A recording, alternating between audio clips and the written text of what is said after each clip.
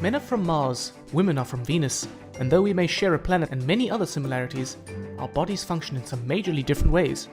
In this video, we'll take a look at some of those differences unique to women.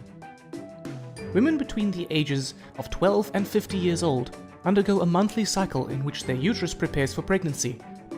It prepares for a fertilized egg to settle and grow into a baby. If pregnancy does not occur, the lining breaks down and is expelled from the uterus. This is known as menstruation. The menstrual cycle usually lasts about 28 days.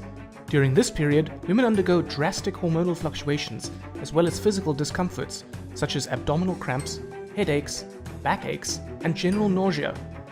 This has led to it being colloquially referred to as the curse. The first stage of the cycle is menstruation and occurs if the egg has not been fertilized. This lasts between 3 to 7 days and is more commonly known as a period.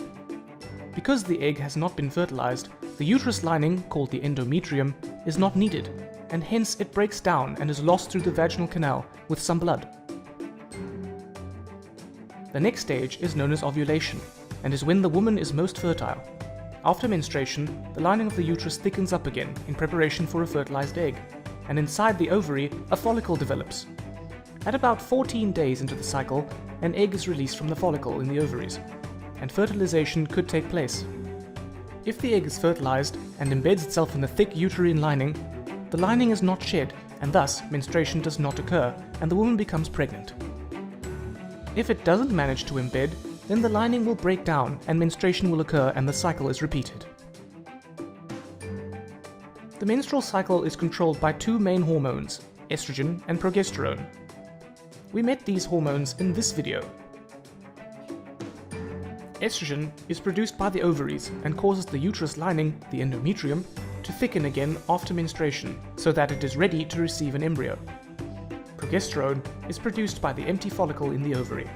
See how it is produced after the egg has been released and then drops off if the egg does not embed in the uterus or if the egg is unfertilized. But if the egg is fertilized and embeds, then progesterone levels stay high for the first 6.5 months of pregnancy. The follicle continues to produce it and a placenta is formed. So estrogen builds up the uterus lining and progesterone maintains it during the second half of the menstrual cycle. There are two other hormones also involved: the follicle stimulating hormone, or FSH, and the luteinizing hormone, or LH. Both FSH and LH are secreted by the pituitary gland. FSH causes the egg to mature in the ovary, and it also stimulates the ovaries to release estrogen. The estrogen then stops FSH being produced, so that only one egg matures in the cycle. LH causes the mature egg to be released from the ovary and stimulates the release of progesterone. You may want to browse the internet to learn more about these hormones.